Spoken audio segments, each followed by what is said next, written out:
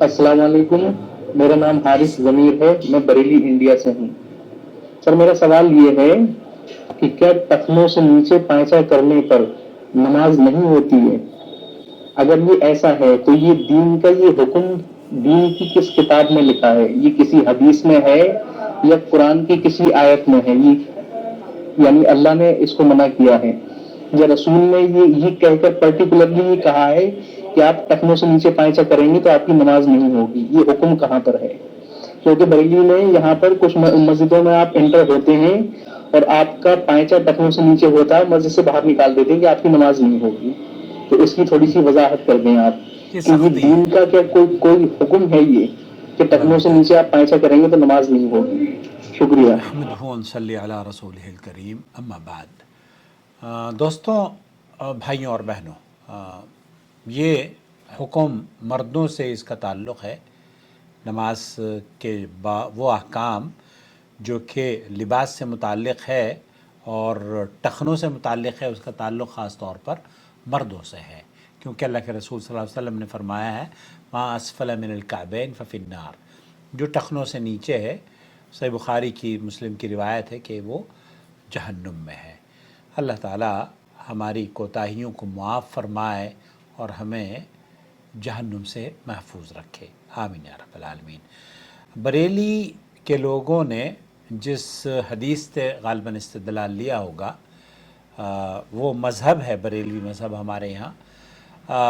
اس میں دیکھیے سنن ابو داؤد میں ایک روایت آئی ہے کہ ایک آدمی نماز پڑھ رہا تھا اور اس کا کپڑا ٹخنوں سے نیچے لٹکا ہوا تھا، تو اللہ کے رسول صلی اللہ علیہ وسلم نے اسے فرمایا جاؤ وضو کرو۔ وہ گیا، وضو کی اور واپس آیا، تو آپ نے دوبارہ فرمایا جاؤ وضو کرو۔ صحابہ نے پوچھا یا رسول اللہ، آپ نے اسے بار بار وضو کا حکم کیوں دیا؟ آپ علیہ السلام نے فرمایا کہ یہ نماز پڑھ رہا تھا اور اس کا کپڑا ٹخنوں کے نیچے تھا، اور اللہ تعالیٰ ایسے آدمی کی نماز قبول نہیں کرتا جو اپنا کپڑا لٹکاتا ہو ٹخنوں سے نیچے۔ اس حدیث کو بیان کرنے کے بعد امام نووی رحمۃ اللہ علیہ نے بھی ریاض الصالحین میں اس کو نقل کیا ہے، اور انہوں نے اس حدیث کو کہا ہے کہ یہ روایت ابو داؤد نے شرط مسلم پر بیان کی ہے، حالانکہ یہ اہل علم کا موقف ہے کہ یہ درست موقف نہیں ہے، یہ ان کا وہم ہے۔ اس کی جو سند ہے اس میں دو علتیں پائی جاتی ہیں، اور ان کی بنا پر اکثر اہل علم نے اس حدیث کو ضعیف قرار دیا ہے۔ امام منذری ہیں اور علامہ البانی رحمۃ اللہ علیہ ہیں اور کئی علماء ہیں جو کہ اس حدیث کو ضعیف قرار دیتے ہیں۔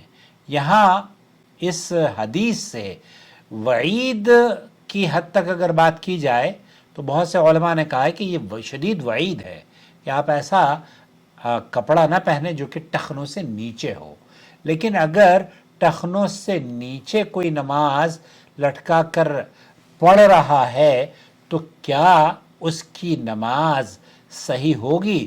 اہل علم کا اس پر اتفاق ہے، وہ یہ کہتے ہیں کہ ہاں بالکل اس کی نماز درست ہوگی، البتہ اسے جو اس کا گناہ ہے ٹخنوں سے نیچے کپڑے لٹکانے کا، وہ ایک اپنی جگہ ہے۔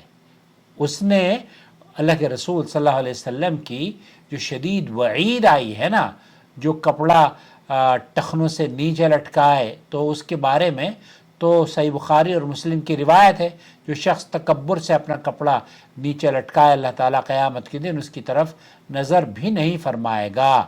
تو یہاں اس سخت وعید کو ہمیں بھولنا نہیں چاہیے۔ البتہ اس کی نماز ہوتی ہے یا نہیں ہوتی، تو اہل علم کا اس سلسلے میں ہمارے یہاں جو علماء کا موقف ہے، اہل حدیث علماء کا، سعودی عرب کے علماء کا، کہ مسبل کی جو نماز ہے وہ ہو جاتی ہے، اور یہ روایت درست نہیں ہے۔ شیخ محمد بن صالح العثیمین وغیرہ نے بھی یہی کہا ہے۔